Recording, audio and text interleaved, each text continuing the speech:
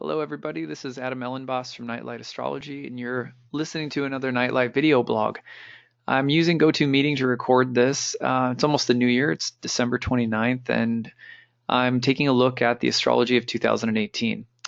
Now, I originally did a live video cast of this talk on Facebook, but about halfway through the recording, I started getting a kind of loud, bizarre ringing sound in my headset. And so afterward, I was listening back to it, and I just decided that I wanted to redo the video and kind of choose a new approach to doing this talk as well. I wasn't totally crazy about the first take. So some people might have tuned in online and heard a version of this talk that's a little different than the one that I'm now recording. So that being said, this talk will focus on the major transits of the year. In the other talk, I sort of went month by month and broke down a whole lot of things, and I've actually decided to make it a little simpler this time. So that's part of the trial and error of learning how to video blog. This is all pretty new to me, so I think this format will be a little bit better for everybody. So okay, so we're going to talk. I'm going to do a separate video just on the astrology of every month of the year. So every month of the year, you'll get me doing a video talking about every transit of the month. This video is not designed to break down month by month. Instead, what I want to do is to just focus on the big stuff. What's the big stuff? Okay, so the big stuff for me is going to be really simple. In January, we're going to go month by month. The big transits in January that I want to focus on is the very end of the month. We have a lunar eclipse. So you go forward all the way to, let's see here, let's get to January 31st. Right here, you'll see that the sun and the moon are opposite to one another. So you'll see the sun in Aquarius at about 11 degrees, and the moon is in Leo. It'll be full when it's also at about 11 degrees. So this is a full moon, and they're very closely conjoined, the nodes of the moon. Now you can think of a full moon lunar eclipse like a door that's closing. A karmic door in your life, a season of something is coming to an end. An expiration date is being reached. You are saying goodbye to something, or something is reaching a place of culmination, and the door will begin to close from this point forward.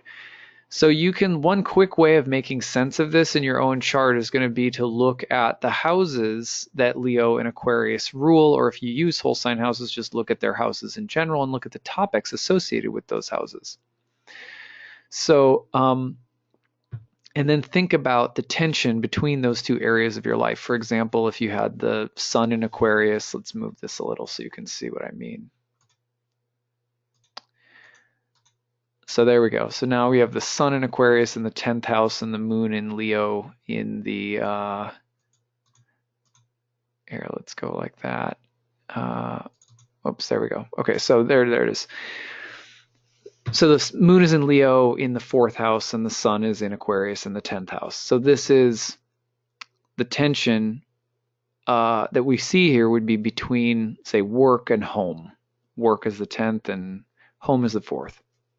You look at tension being brought up between these two areas of the chart, and you can think about a door closing.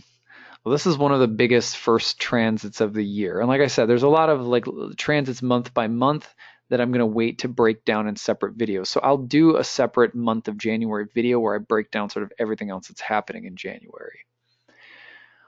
Okay, so the month starts with a full moon. On the very first of the month, go back to today and move forward just a couple days to the new year.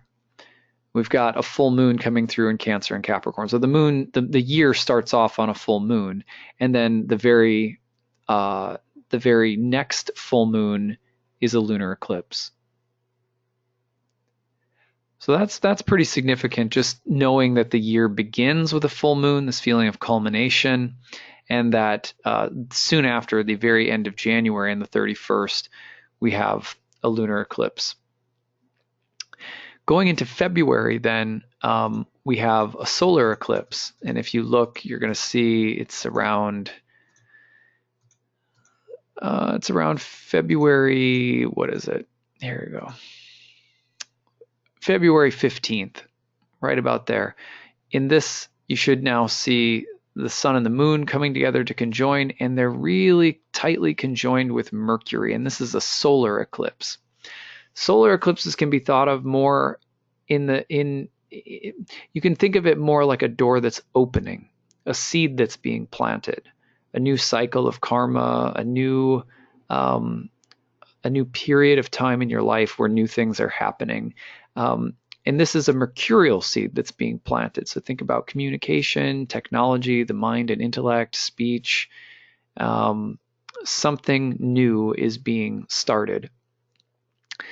And with the emphasis on the south node, there may be something new that's being started that it may be related to letting go of something as well. The south node has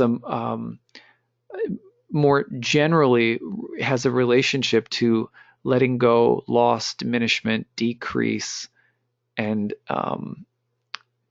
disintegration. So it's an interesting signature to see something new that may also relate to letting go of something. The South Node sometimes is related by evolutionary astrologers to, knowledge from past lives or something like that. Indian astrologers typically see the South Node as something that is related to loss in the material sense, but gain potentially in the spiritual sense. When we lose things in the material world, it offers us the opportunity to grow closer to the divine. So there is maybe some sense of loss around this solar eclipse, while there is also, the opportunity to start something new in close relationship to something we're letting go of.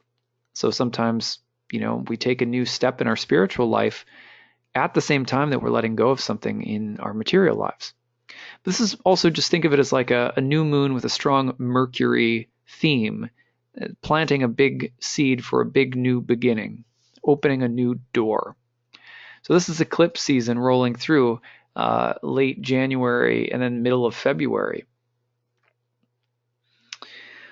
Okay, so the next thing that I want to look at moving forward is going into the month of March. In the month of March, on about March 9th, Jupiter is going to station in Scorpio. When Jupiter stations in Scorpio, you remember you've got a planet here that is associated with growth and life and proliferation, and it's a planet that expands and makes the crops grow. Sort of generally associated with good luck because most people like growth. Most people enjoy things growing and prospering.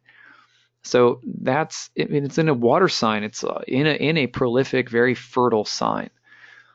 So there's a lot of growth taking place right now, a lot of new things sort of cropping up with Jupiter and Scorpio, and you can look to the Scorpio-ruled area of your birth chart to get a sense of what might be growing or expanding right now, what might be getting bigger.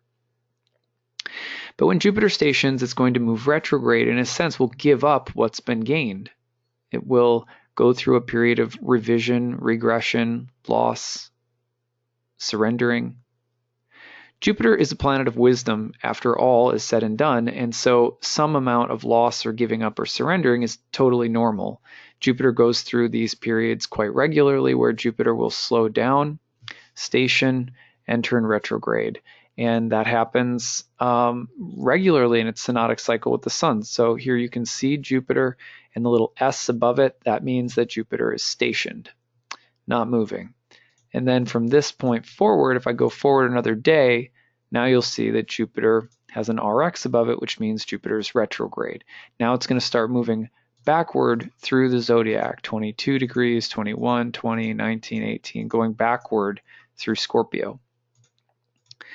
So just remember that in the Scorpio ruled area of your life right now, things are growing and getting bigger and more perhaps dynamic or expansive, but there will come a time where that growth will slow down, stop, and go through a kind of revision or regression phase, and that's totally normal. So just be aware of that. And again, the easiest way is to check your birth chart. So for example, in this chart right now, we see Jupiter turning retrograde in the fourth house of home and family.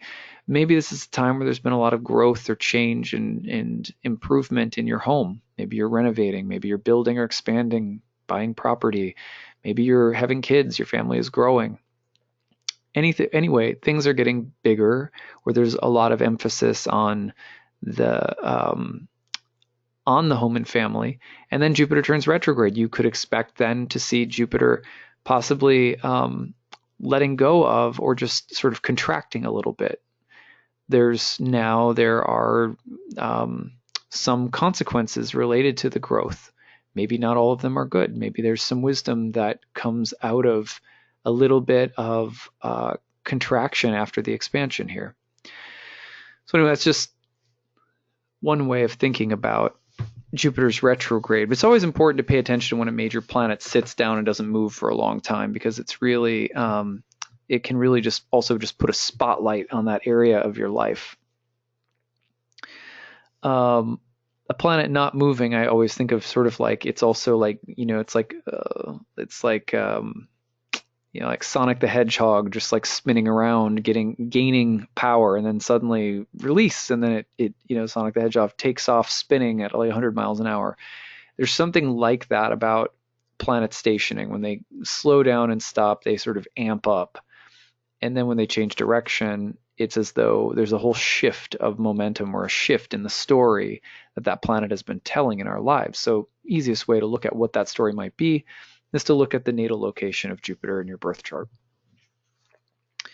To look at the position of transiting Jupiter in your natal chart. So looking at Jupiter, looking at where's Scorpio, where's the house of Scorpio.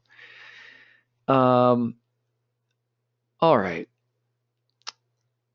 About March 18th, another really important, significant transit on the year is going to involve Mars entering Capricorn, where it is then exalted and moving into a conjunction with Saturn. This is a very productive kind of transit, a lot of hard work, discipline, working under pressure. This is Mars's exaltation and Saturn's rulership. So and they're getting together. It's a very sort of powerful, productive time.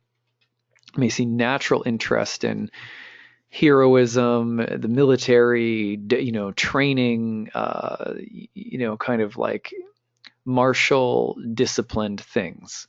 I remember one of the main Mars-Saturn conjunctions that I remember from recent years.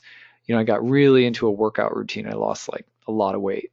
It's this very like hardworking, pedal to the metal, nose to the grindstone. It's got that kind of feeling to it. Well, this is a pretty productive transit. You'll definitely feel this one. That perfects by April 1st, but it's about March 18th that Mars moves into Capricorn. Okay, so we're moving along now, and we're going into April.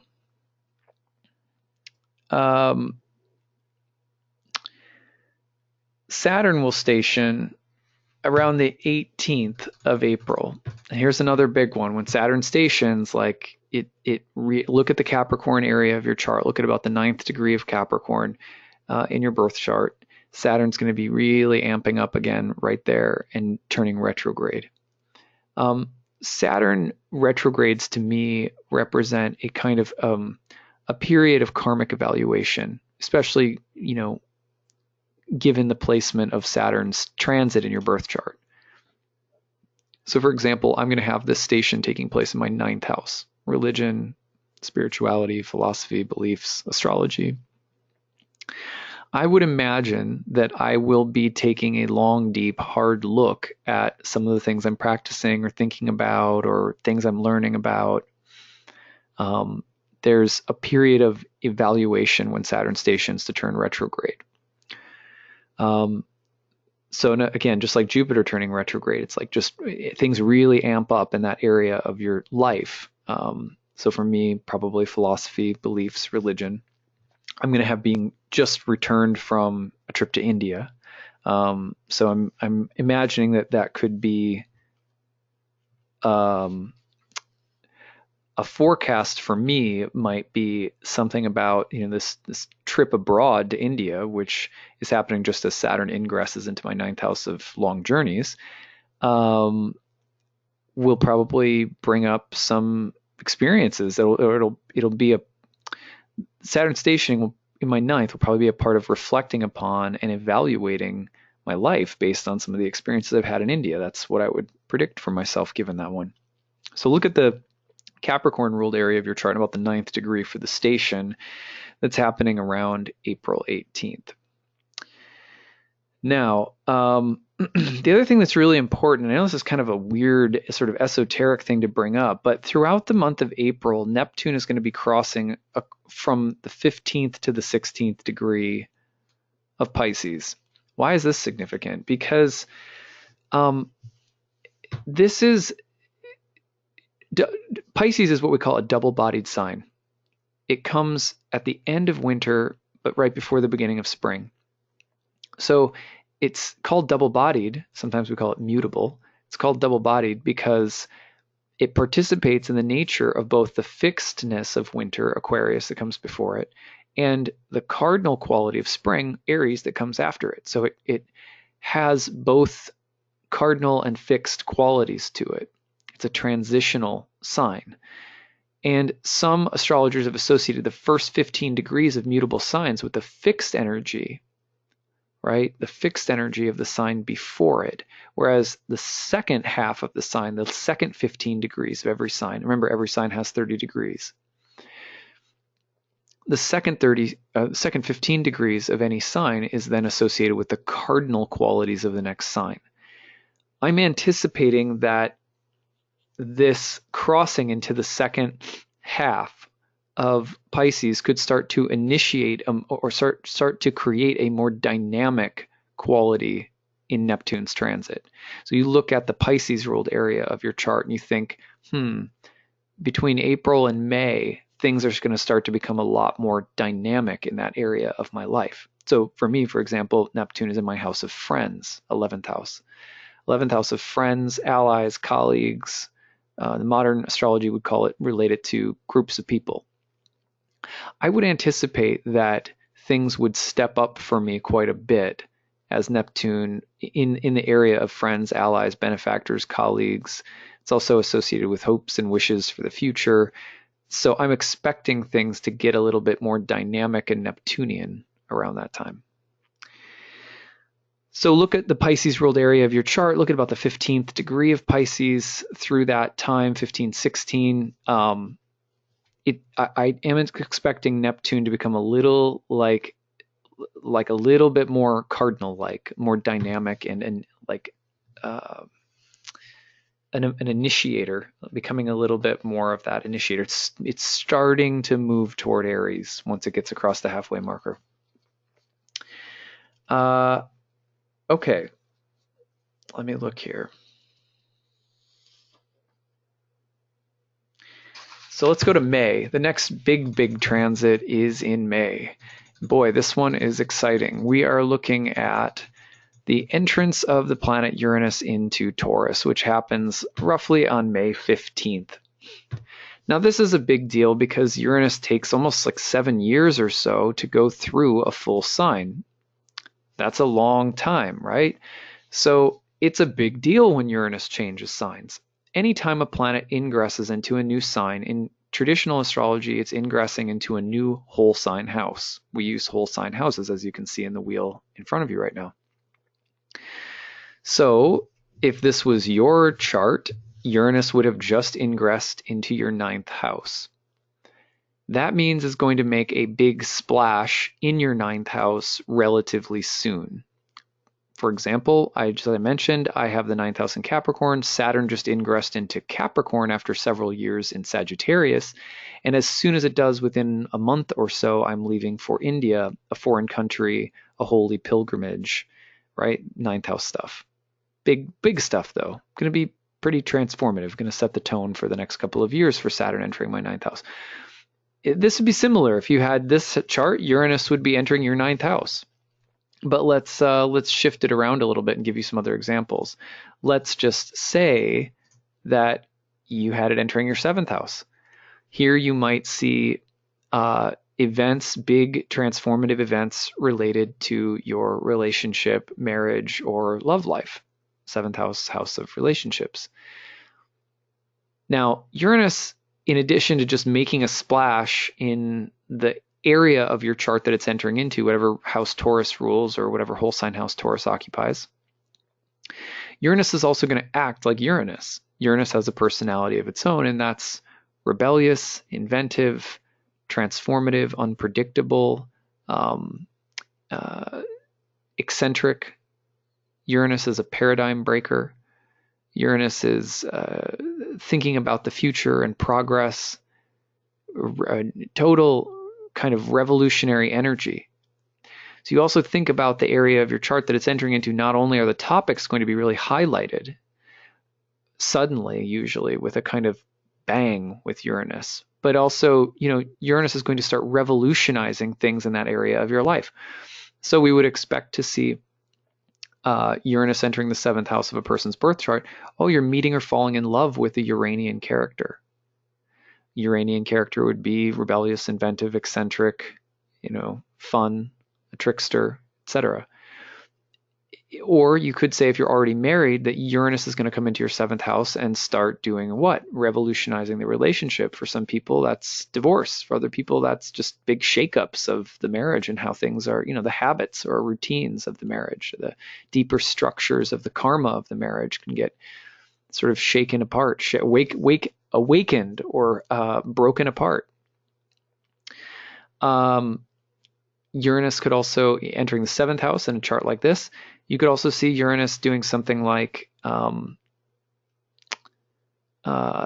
affecting the life of a partner, right? So I have a client of mine whose fiance, had a sports injury while playing tennis. Happened just as Uranus was crossing the descendant in her seventh house. So, and also when Uranus entered her seventh whole sign house, or as it was crossing the descendant within the seventh, both are important to the seventh house, her husband's or her partner's, her fiance's brother died of a brain tumor. So there's big events in the life of her partner. Her partner had big events happening, both physical injury and a brother that died. Now, that's a more difficult story, but lots of other things happened, like a partner spouse getting a new job, or a partner spouse leaving their job, or a partner spouse, changing their lifestyle in some dramatic fashion, or really going through a transformative period. So the relationship itself could change, or the person could change. This is just an example to, help you look at your own chart. Look at where Taurus is and imagine Uranus entering this area of your chart. In a mundane sense, I do believe that Uranus entering the fixed Earth sign of Taurus will bring up, over the next 7 years or so, 8 years, is going to bring up things related to environmentalism. We're entering a fixed Earth sign, so agriculture, technology related to the environment, global warming, activism related to the environment, stuff like this is going to become a much bigger deal. So that I anticipate that. I also anticipate that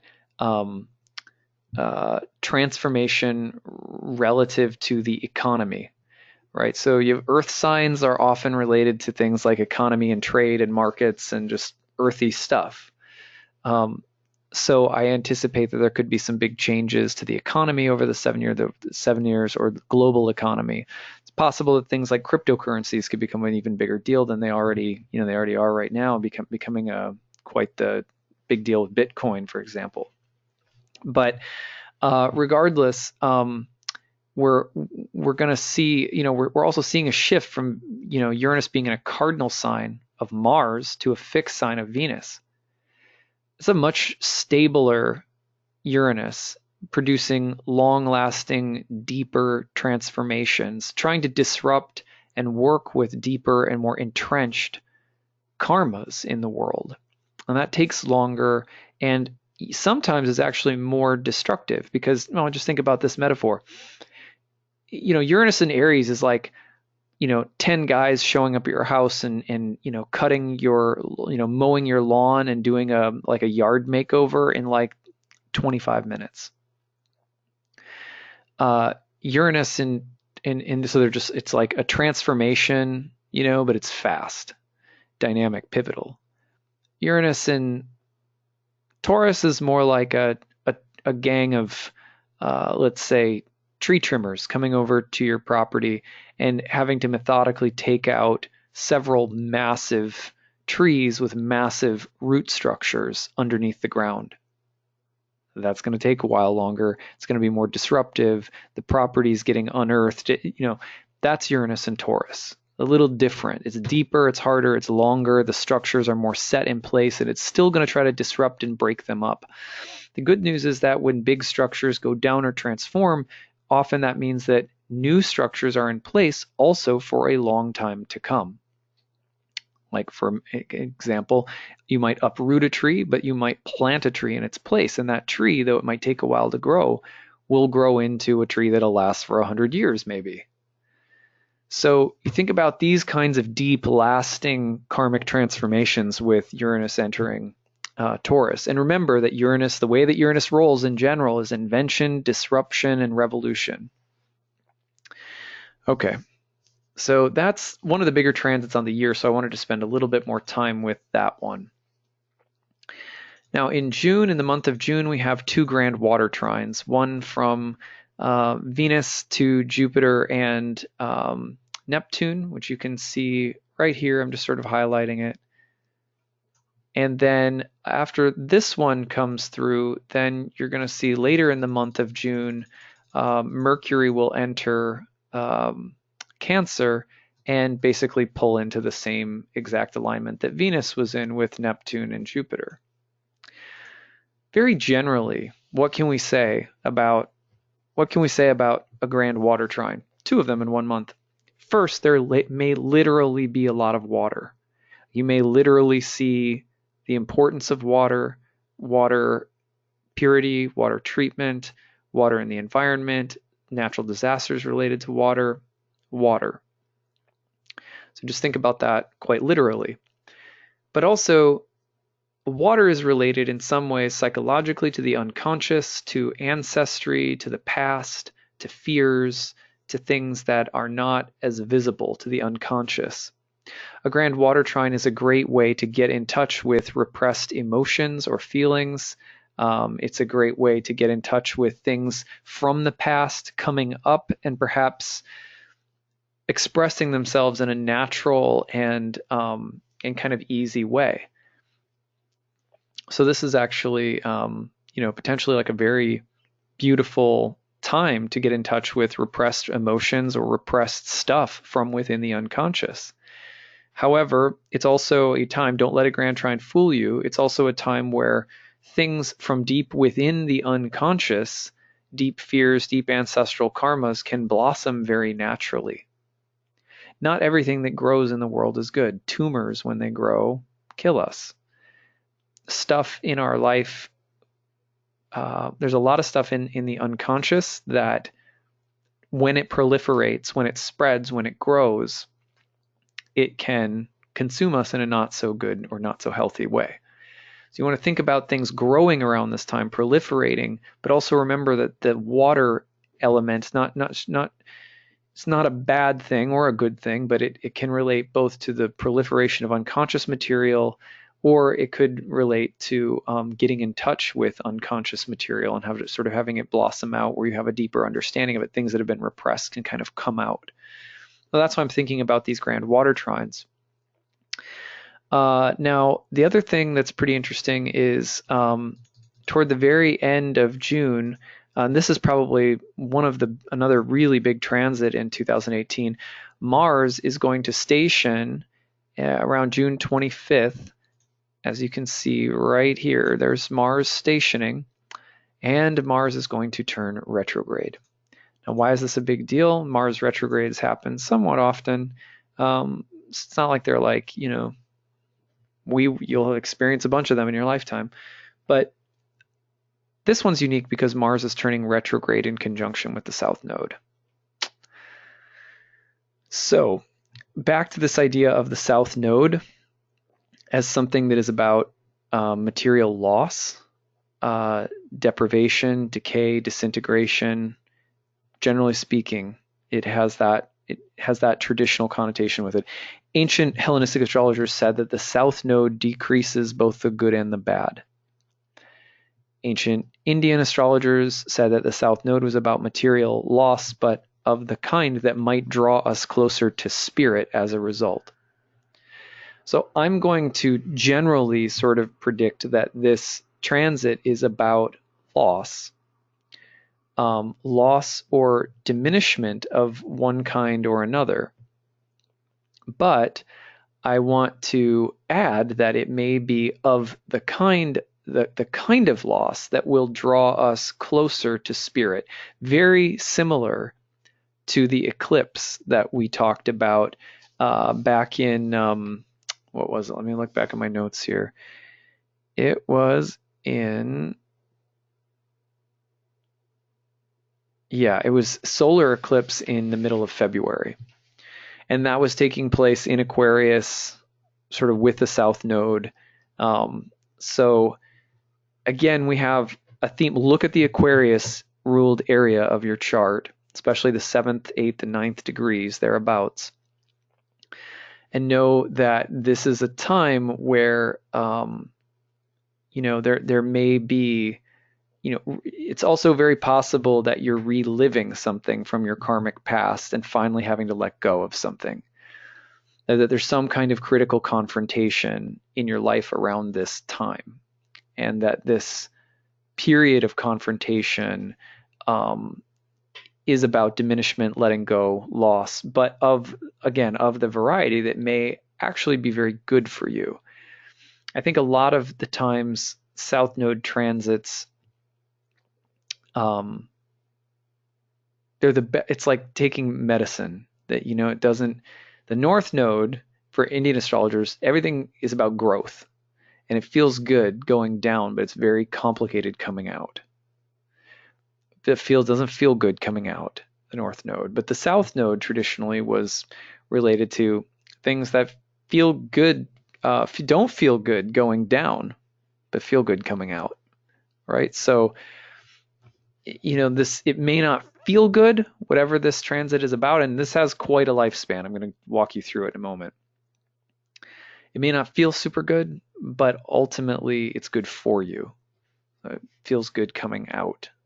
Like, plucking you get a fish hook stuck in your thumb. It sucks to pull it out, right? It sucks. You're going to tear up your thumb getting it out for the most part.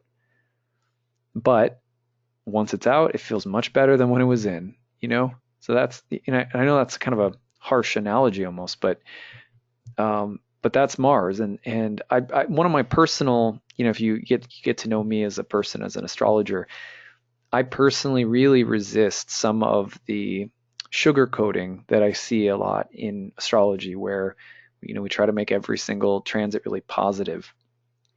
Ancient astrologers really didn't want us to be attached to positive or negative things in this world. Like, don't be attached to a piece of cake and don't be attached to getting punched in the face. Like, both are just potentially equally ensnaring karmically. So the idea is to live our lives, to be human, but to not get overly excited or overly depressed about anything, just to stay in a place of equanimity. And the transits are telling us where the, subjectively the highs and lows are going to hit. But we can't make everything a high, right? Not everything is a high in life. So Mars in the South Node is not exactly a high, but it's not just a low either. It might be on some subjective level a little bit more difficult of a retrograde situation that we're looking at here, especially in the Aquarius ruled area of your chart. but whatever is reduced or eliminated may ultimately really be quite liberating spiritually. So think about that. Okay, now what's going to happen, I want to just walk you through this, is, watch what happens as I go forward day by day. Mars is going to retrograde, and Mars is going to stay, most of July is going to stay right with the South Node. Now, on July 12th, there's a very big new moon in Cancer opposite Pluto. That's a big deal. That's a very powerful new moon, because especially when it's related to Pluto, you have a pretty powerful signature of a new beginning that also may involve purgation, transformation, death, and rebirth. And at that same time, again, you got Mars retrograde on the South Node. So this is a cycle that's like beginning later in the year. Well, I would call it a kind of karmic threshing moment, where there's just a releasing. There's a lot of karmic consequences for things, and we just have to accept those things and learn from them and grow and let go wherever we need to. That's how I'm seeing it, and I'll learn along with everyone else what it actually has in store, right? Then from there on, what you see is Mars retrogrades, and this is all of July, it's just hanging out with the South Node. You go all the way into, August, basically, and you've still got, Mars retrograding within just a couple of degrees of the South Node. So that is, that's a big deal. Now, once we're into July, we're also into eclipse season. So that Sun opposite Pluto new moon also happens to be a solar eclipse, partial solar eclipse. So here we have another that's why I said it's a super karmic new moon. Then I should clarify that. What do I mean when I say super karmic? Not all new moons are born, equal, right? So a new moon is a new beginning. Simple. But when it's a solar eclipse, it's a very powerful new beginning. And when it's opposed to Pluto, there's an extra sort of powerful level of letting go, purging, death, and rebirth taking place. And then when Mars is conjoined the South Node, which is related to some of the most powerful releasing of karmic consequences from past lives, well, there you go. It's a super karmic, super karmic new moon. Hope that makes a little bit more sense, though. I try not to generally just hurl around cliches without doing, some more detailed explaining. Okay, lunar eclipse on July 27th.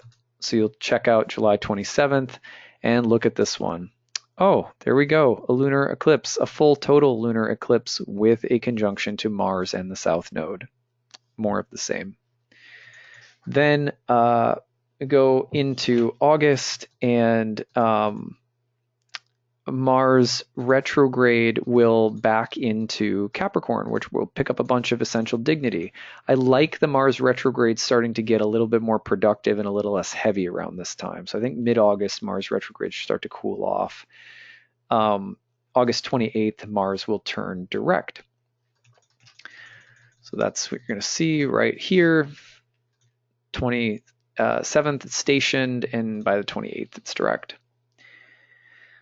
So then there is a very powerful new moon in September. Here's the new moon right here. You can see new moon with Mercury all opposite Neptune. So it's a big deal when we have a new moon in opposition to an outer planet. It means that there's a real tension between those dynamics. So here you have Neptune toning in a kind of oppositional tension, a new beginning. The dream versus the reality of something. The hope and wish, the imagination versus the details. These are Virgo, Pisces, Mercury, Jupiter kinds of dynamics. Mercury rules Virgo and Jupiter rules Pisces. That's a pretty powerful new moon taking place around that time.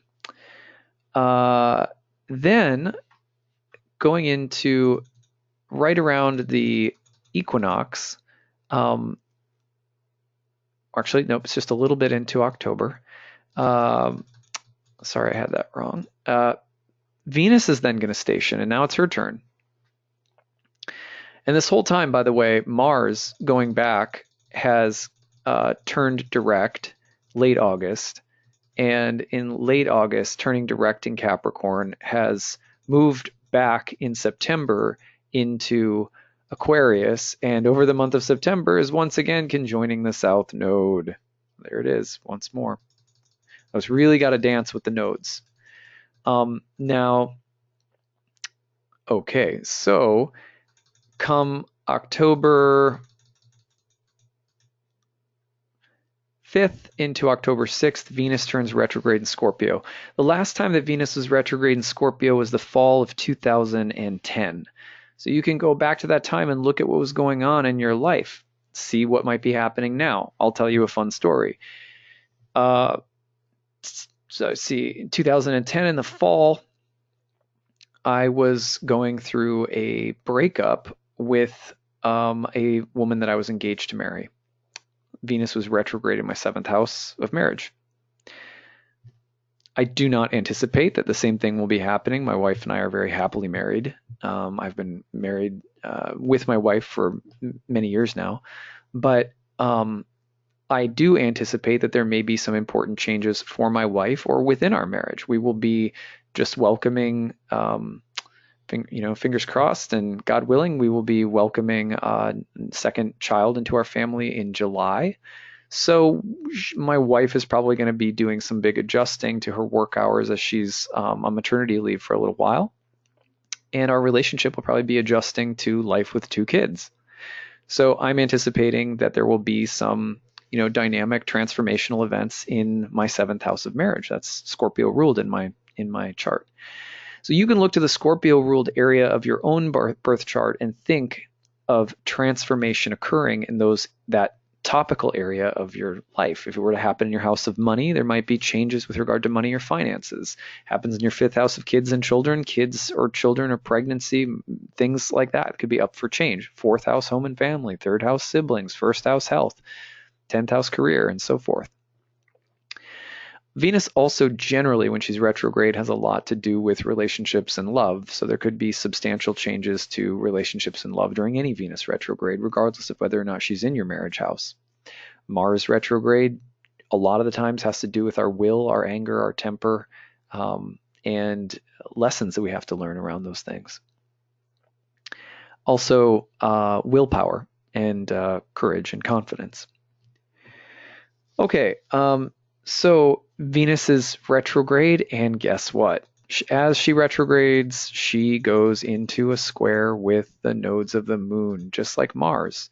So you're going to see this happening toward the end of October. Venus will be in a square with the nodes of the moons, so things are going to get more intensely karmic. This is a more intensely karmic Venus retrograde than usual because she's hitting the nodes so intensely, and Mars has been hitting the nodes intensely too this year. Notice that Uranus is also going to be square to the nodes around this time. Uranus is going to be square to the nodes for a good part of this year. That's intense. Venus at this point will also be in a grand cross with Uranus and the nodes of the moon. So this is a big time, very end of October, very big time for the karma of your Scorpio ruled house and for Venus ruled things in general, especially relationships.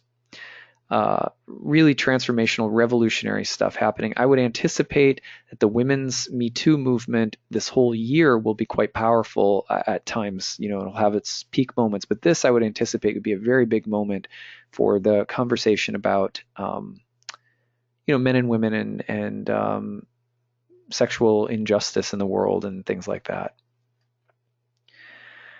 Okay, so going into November, Venus will retrograde backward into Libra. She picks up a little dignity just like Mars did when he retrograded into Capricorn. You'll see that happening just as she squares the nodes. Then Uranus will retrograde backward into Aries. So you're going to see that happen right about here. There's Uranus going into Aries again. should be interesting to see the shift. If you pay attention to these kinds of things, you will notice that there is a distinct change in Uranus. If you use whole sign houses, he's going back and forth between two different houses. The topics change again. Otherwise, he goes from being in a Mars-ruled fire sign to a feminine-ruled, or a Venus-ruled earth sign.